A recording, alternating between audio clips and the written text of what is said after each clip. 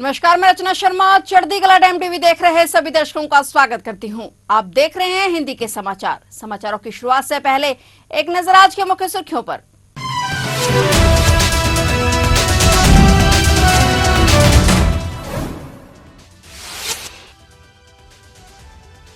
अठारहवीं लोकसभा के सत्र की आज से शुरुआत। नीट विवाद के बीच पीएम मोदी नवनिर्वाचित सांसदों की शपथ। राष्ट्रपति द्रौपदी मुर्मू ने प्रोटेम स्पीकर को दिलाई शपथ।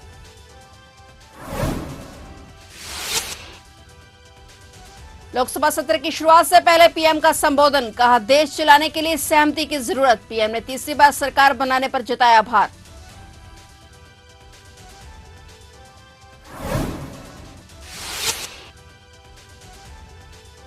नीट पेपर लीक मामले में ईओयू ने कार्रवाई की तेज। बिहार में 5 और लोगों को किया गिरफ्तार। एनटीए द्वारा पहचाने गए 15 अभ्यर्थियों की हो रही जांच।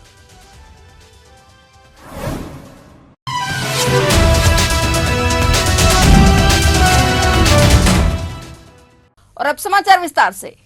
अप्रैल से जून तक चलने वाले आम चुनावों के बाद पहला लोकसभा सत्र आज से शुरू हो गया है। 18वीं लोकसभा में एनडीए के पास 293 सीटों के साथ बहुमत है, जबकि भाजपा के पास 240 सीटें हैं, जो अपने दम पर 272 बहुमत के आंकड़े से कुछ ही दूर है। वहीं आज सत्र में नवनिर्वाचित सांसदों का शपथ ग्रहण और निचले सदन के अध्यक्ष का चुनाव हुआ और पीएम मोदी 2 जुलाई को लोकसभा को संबोधित करेंगे। सबसे पहले प्रधानमंत्री नरेंद्र मोदी को शपथ दिलाई गई। उनके बाद कैबिनेट मंत्री राजनाथ सिंह, अमित शाह, नितिन गडकरी और शिवराज सिंह चौहान सहित अन्य लोगों ने भी शपथ ली और कैबिनेट मंत्रियों के बाद राज्य मंत्री स्वतंत्र प्रभार और राज्य मंत्री शपथ लेंगे। और मंत्रिमंडल के शपथ के बाद विभिन्न राज्यों के अन्य सांसदों को वर्णमाला क्रम के अनुसार प्रोटेम स्पीकर द्वारा शपथ दिलाई जाएगी। बीजेपी के भर्तृहरि महताब ने भी प्रोटेम स्पीकर की शपथ ली। उन्हें राष्ट्रपति द्रौपदी मुर्मू ने शपथ दिलाई। राष्ट्रपति द्रौपदी मुर्मू 27 जून को दोनों सदनों की संयुक्त बैठक को संबोधित करेंगी।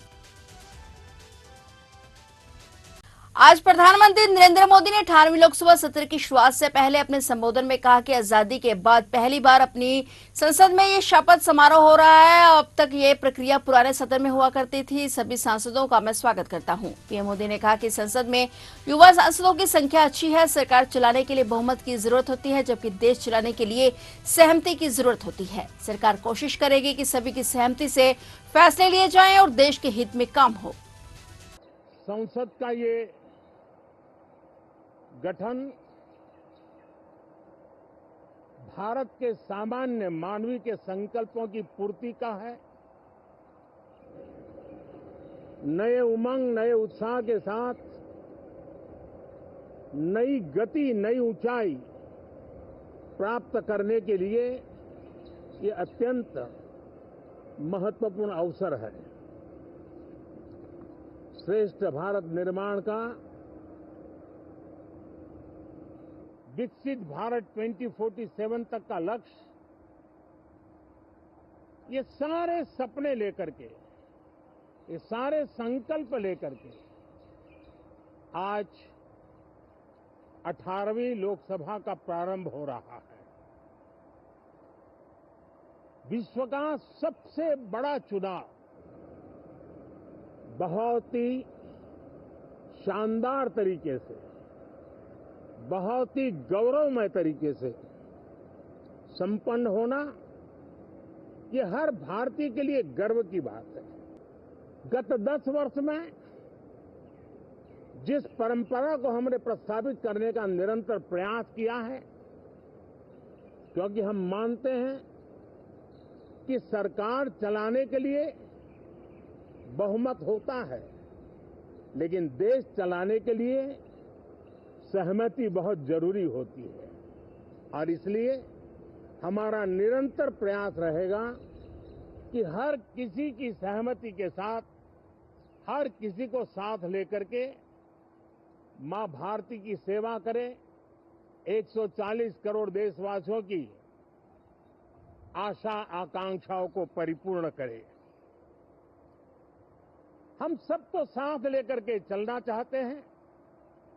सबको साथ लेकर के संविधान की मर्यादाओं का पालन करते हुए निर्णयों को गति देना चाहते हैं। आपातकाल की 50वीं बरसी के एक दिन पहले आज पीएम मोदी ने आपातकाल को देश के लोकतंत्र पर काला धब्बा बताया। उन्होंने कहा कि हम आपातकाल की 50वीं बरसी से एक दिन पहले मिल रहे हैं। उन्होंने कहा कि देश की नई पीढ़ी इस दिन को कभी भी नहीं भूल पाएगी। उन्होंने कहा कि इस दिन संकल्प लेंगे कि संविधान में दिए गए दिशा निर्देशों के मुताबिक जन सामान्य के सपनों को पूरा करेंगे। संसद भवन परिसर में मीडिया को संबोधित करते हुए प्रधानमंत्री नरेंद्र मोदी ने कहा कि कल 25 जून है। जो लोग इस देश के संविधान की गरिमा से परिचित हैं, जो लोग भारत की लोकतांत्रिक परंपराओं पर निष्ठा रखते हैं, उनके लिए 25 जून ना भूलने वाला दिन है। उन्होंने कहा कि इमरजेंसी के ये 50 साल इस संकल्प के हैं कि हम गौरव के साथ हमारे संविधान की रक्षा करते हुए भारत के लोकतंत्र और लोकतांत्रिक परंपराओं की रक्षा करते हुए देशवासी संकल्प लेंगे कि भारत में फिर कभी कोई ऐसी हिम्मत नहीं करेगा जो 50 साल पहले की गई थी और लोकतंत्र पर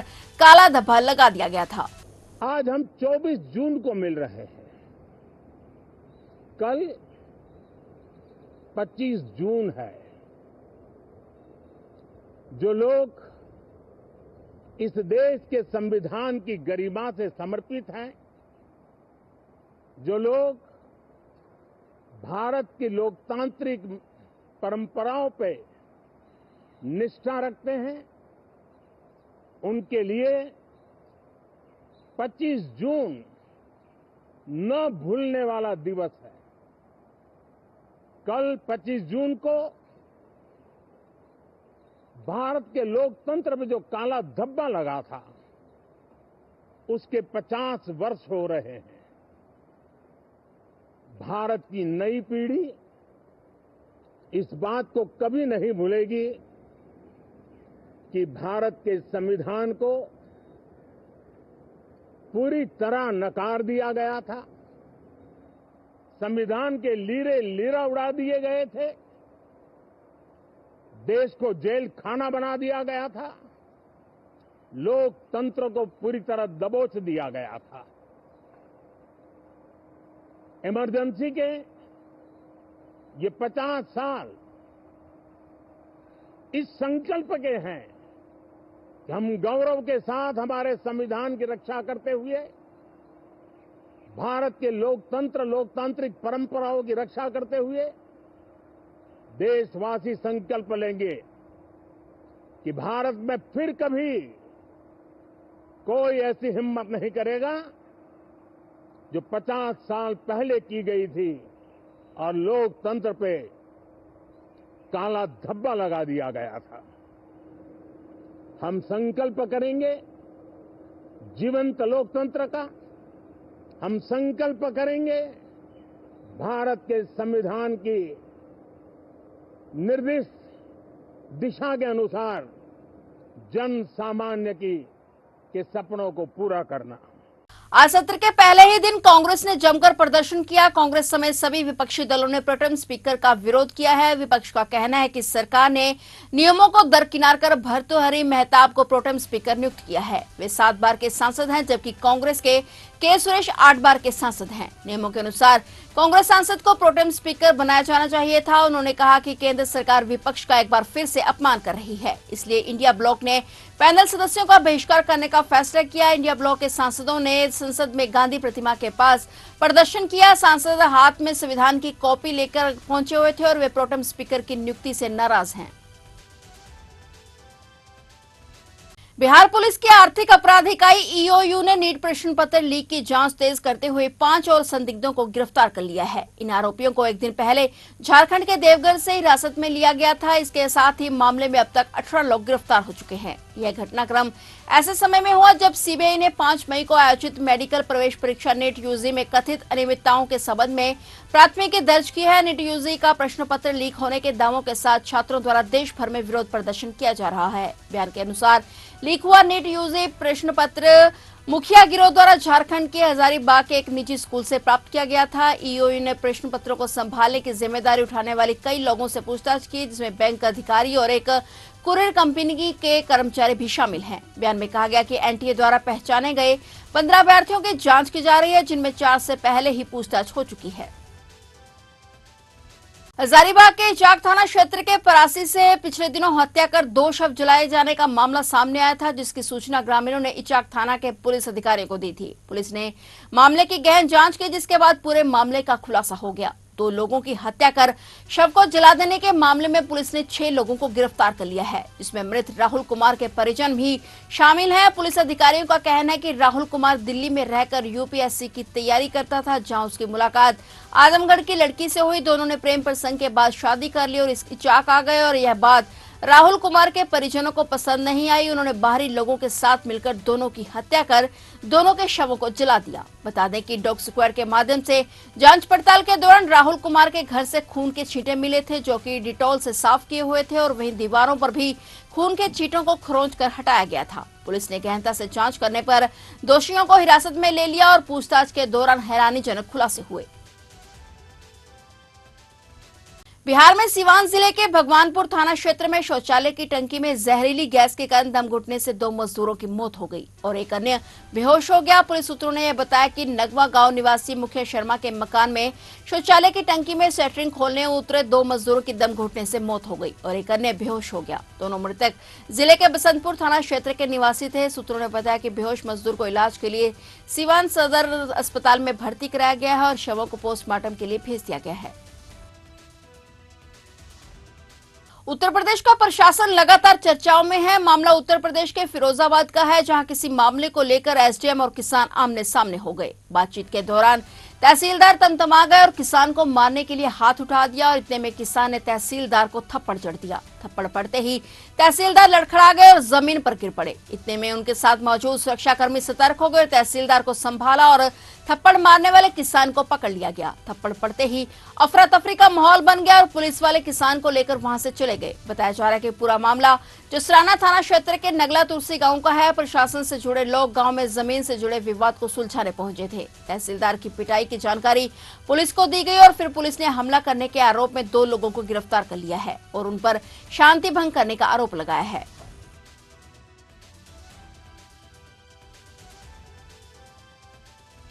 कादरचौक थाना क्षेत्र के गांव में 10 साल की बच्ची से दुष्कर्म के फरार चल रहे आरोपित को पुलिस ने मुठभेड़ में गिरफ्तार कर लिया है। कादरचौक के गांव निवासी व्यक्ति की 10 साल की बेटी 14 जून को घर के बाहर खेल रही थी। गांव मौसमपुर निवासी हिस्ट्री शीटर वीरेश यादव उसके पास आया और भुट्टा खिलाने का लालच देकर बच्ची को गाँव के पास खेत में ले गया, जहाँ उसके साथ दुष्कर्म की वारदात को अंजाम दिया गया। पीड़िता के पिता के शिकायती पत्र पर आरोपित के खिलाफ मामला दर्ज हुआ था। पुलिस टीम लगातार आरोपित की तलाश में जुटी हुई थी। पुलिस को आरोपित की लोकेशन गांव खोरिया बाकरपुर के जंगल में मिली। पुलिस गांव पहुंची तो आरोपी भागने लगा और पुलिस ने उसका पीछा किया तो उसने फायरिंग शुरू कर दी, जिससे गोली लगने से सिपाही मोहित कुमार घायल हो गए और पुलिस ने भी जवाबी फायरिंग कर आरोपी के पैर में गोली मारी, जिससे वह घायल होकर गिर गया। पुलिस ने उसे गिरफ्तार कर लिया है।